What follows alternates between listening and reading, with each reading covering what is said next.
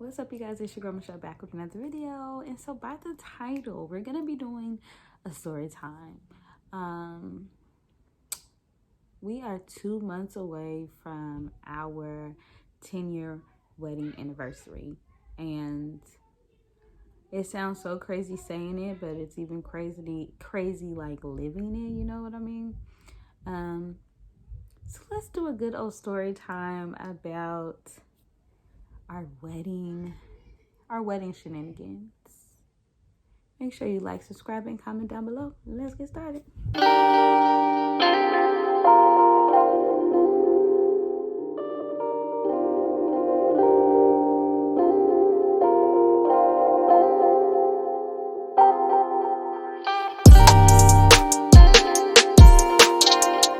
So we're coming up on 10 years.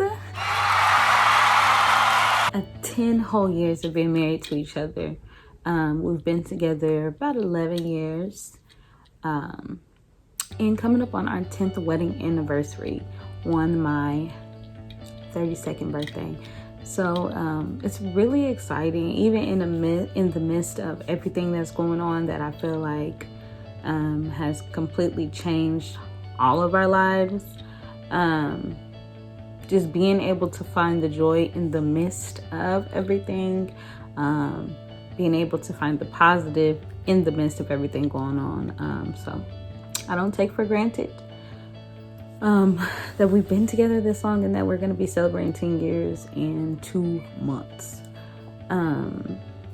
Inshallah, which means God willing, we'll be celebrating 10 years in 2 months. And so because the time is coming up, I'm having to tap into my creative side and try to come up with something that's still going to have a meaningful impact. So I'll be filming and vlogging a lot of that.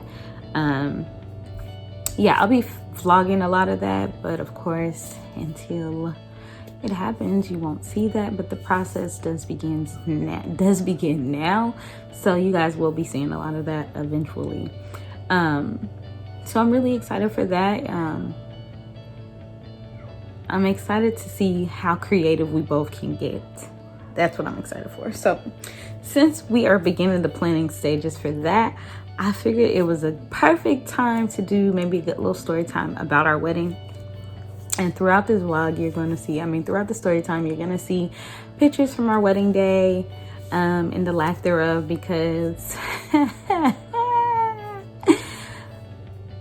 all right, let's talk about the venue.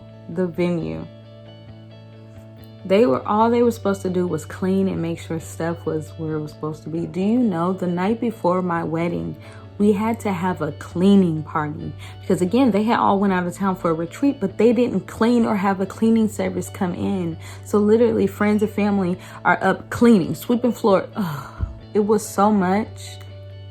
And again, I'm pregnant at this time, so I'm like, I don't need the stress. It was so much. That night before, we had to clean the whole venue. Bathrooms weren't how they should. Ugh, it was crazy. Bridal parties. The importance of picking people who are really gonna be there for you. Let's talk about it. I mean, this one's a tough subject. I think let's just get into it. So when it's your big day, you always have this picture or this vision of who you want standing next to you, to support you on this big day. I had a list. I am one of 4 sisters, so of course all 3 of my sisters were on that list. One of Nolan's sisters was on that list. I think my godmom, and I want to say one of my best friends. So let's see, my 3 sisters, godmom, Nolan's sister, and best friend. I had 6 people. I picked out 6 women, 6 ladies to be there to stand next to me on that big day. 7 people, 7 girls, because my cousin was a part. So I picked 7 girls, and they were all close to me, sisters, cousins, a friend. They were all close to me.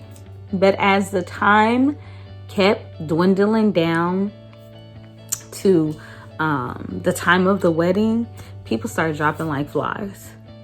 And I think that was one of the most, I don't know what the word is. It makes you realize what's important and what's not important. Because I started with the 7. For my wedding day, I only had three of them ladies. Only 3 of them were a part of my actual wedding. And I'll post the pictures. We could talk about the picture quality of these pictures another day. That's another story time that y'all ain't ready for today. But the value of sometimes is not even about the quantity. Sometimes it's more about the quality. Now, some of them dropped out of the wedding for different reasons. To be honest, for some of them, I've never had the conversation of why they dropped out. And because it's so touchy, 10 years in the game, I really don't care to hear the reason. Like, I don't care to bring it back up to try to rehash it and get me upset again. I don't have the energy for that. I just leave it at what it is. For whatever reason, they decided and couldn't be a part. Life goes on. But 10 years ago, I felt some kind of way and probably held that in for a long time. But I realized the ones that were standing next to me on that day were the ones that were supposed to be standing next to me on that day. And that doesn't mean I've severed any relationships with any of the ones that couldn't be in it. I love every single one of them. Still to this day, I rock, like, I go hard for them. But when you are planning such an important moment in your life as such as your wedding, sometimes we get so caught up in the planning and how big we want it to be and how many people we want to be in our wedding party and this, that, and the third, that we lose sight of what really matters. Sometimes you have to really sit down and think about, like, do this person really rock with me like how I rock with them? And sometimes they don't. But sometimes that's one of the hardest decisions you have to make. And sometimes planning things such as your wedding, it takes that for you to realize that people that say they for you really ain't for you. And that's no shade to, again, any of the ones that could not be in the wedding. They know I love them. But just in general, I've seen and I've heard so many stories and lived through myself, that just because somebody say they're going to be there for you and they love you and they support you, don't mean they're actually going to do that. And again, each person had a different reason why they couldn't anymore. And I can't tell you. I mean, to be honest, none of the reasons were like like life or death reasons. To me, it was about a choice. And it takes moments like that for you to realize the value of your friendship or relationship with someone. So that's one thing. People was dropping out like flies. I won't say any names, but there was also somebody that was supposed to be a groomsman for my husband. And he was young. I mean, he was still living with his parents at the time. And he was told, because there was some family drama, he was told that if he decided to go to the wedding, first of all, he was told by his parents that he could not be in the wedding. He was 18, I believe, at the time, so he should have been allowed. You know, he's grown.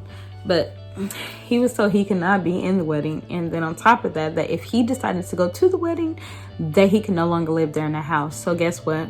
He loved his cousin so much, he decided to come to the wedding anyway. He made sure he packed his bags and left his house. To be respectful of his parents, he left the house and he went to move in with another family member. So there was a lot of people dropping like flies from our wedding party. And it wasn't a reflection of us. Not at all. Because we knew who we were. We knew we were solid individuals. That's why the turnout was how it was. But even in that, just realizing the ones that are there, the ones that show up, they are the ones that matter. So that's one thing. Wedding party was dropping like flies. So then, photographer. we were saving money as much as possible for this wedding. That was the plan. Like, spend as less money as possible, but still make it look kind of still, special. So one of the members of this community told my mother-in-law that they were a photographer. They have their whole camera system. They had everything, not to worry about photography. They would gift that to us as a gift to us. So we're like, wow, amazing. Like, we're excited. We got the photography marked off the list. Little to no cost. We could just give a donation and call it good. We show up the day of the wedding and we're looking for the photographer. And guess what? The photographer shows up with a digital camera, and I mean the ones that everybody had at this point in time in our lives. Like, I had like 10 of them. Digital camera, and guess what? He says his battery died, and this was like a few minutes before the ceremony started. He said his battery died. So not only did you lie, because you wasn't a real photographer, you didn't have no real camera. You showed up with a digital camera and your battery died. What was we gonna do with that? So that was number 2. So professional pictures were not taken because, again, we decided to try to cut costs. And yeah. So the only pictures we have are pictures from everybody else, pictures we may have taken, pictures people in the wedding party may have taken, but nothing professional looking. Like, they all look distorted and so we don't have any professional pictures. We do have a video, which I'm still trying to locate. I sent one to my mom because my mom actually was not able to attend my wedding. She was in Missouri, our hometown, and she was supposed to fly in, and that was a whole nother lie. She was supposed to come and she never came. So I sent her a video. I sent my uncle down there a video, and I kept a copy of our wedding, and I can't find it. And thinking about it makes me so upset.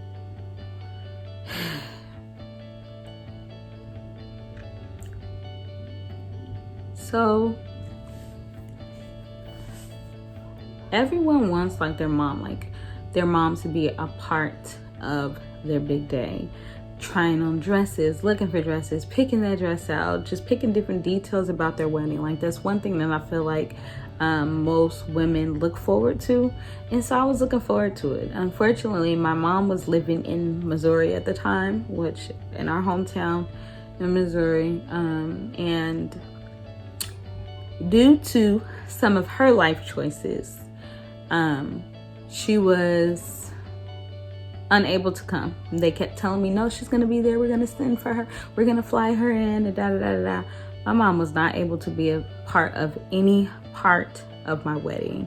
And am I getting emotional? I feel like I was about to cry for a moment there, but it's one of those things where you don't get those moments back.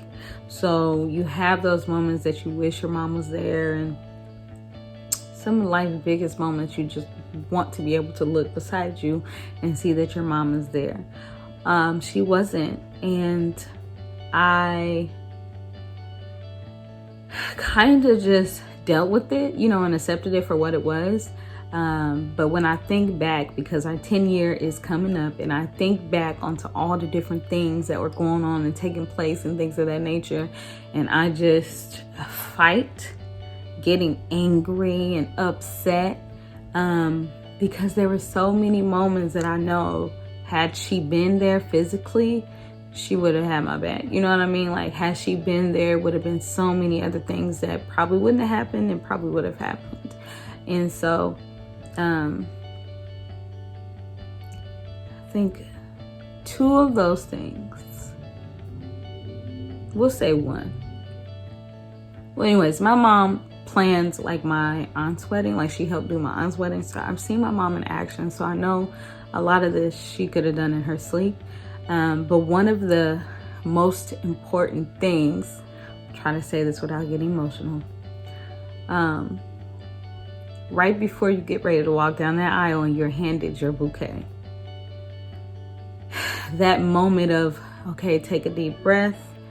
We're about to do this. That moment, I feel like I know, had my mom been there, I would have walked down the aisle with my bouquet.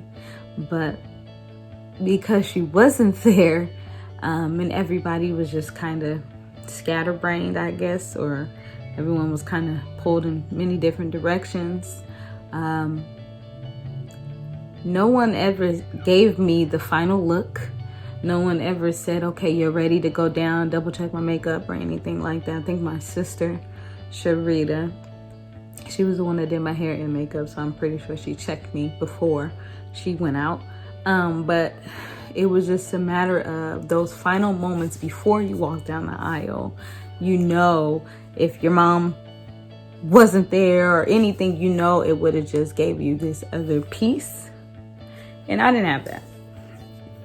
And I forgot my bouquet going down the aisle. It might not seem like a big deal, but it's complete big deal. Forgetting my bouquet, something as small as that, it made me feel like, my mom wasn't here, that's why I forgot it. When the reality of it is, I may have forgotten it even if she was here, but she would have been the one that said, no, wait, like she would have been that one. And so I forgot my bouquet, walked down the aisle without a bouquet. Forgot my bouquet walking down the aisle. My mom wasn't there. The photographer was not a real photographer. I think that was about it. I say all that to say, even with all of those shenanigans, I got to marry my best friend. Like, I got to marry a guy whose heart resembles the heart of my father's. I am a pure daddy's girl. Take it and leave it alone. That's me, that's my heart, that's my twin. And so to find someone that has a heart similar to my father's heart, off tops, like, it's absolutely amazing. So looking forward to almost being at our 10-year wedding anniversary. I get reflective a lot, but I'm very reflective. I'm very excited to do life with him. It's not always easy, but he makes it worth it. And I am so excited. So the next couple vlogs, be looking for little hints and clues, planning things, and just a lot of different things. I'm excited to see what that looks like for us. But we've done 10 together, so I can't wait to see what the next 10 years look like for us. Inshallah, we're able to experience that together. And I know the story time was a bit over the place, but I just needed you guys to understand a little bit of what our wedding shenanigans looked like. But even in the midst of all that, still realizing that we were able to marry. I was able to marry my best friend and start a family with my best friend. And there's no other feeling than being able to love and be in love with your best friend. So I hope y'all like this story time and could appreciate it. If you want to hear more about our wedding shenanigans, whatever, because there's always more, there's always something else, let me know in the comments down below. Do you have a crazy wedding story? Did something crazy happen on your wedding day? Like, I'm sure everyone has at least a good 3 things that took place on their wedding day, so I know I'm not alone. But let me know in the comments down below. Anything crazy happened on your wedding day? So until next time, your girl Michelle is out, and make sure you like, subscribe, and comment down below.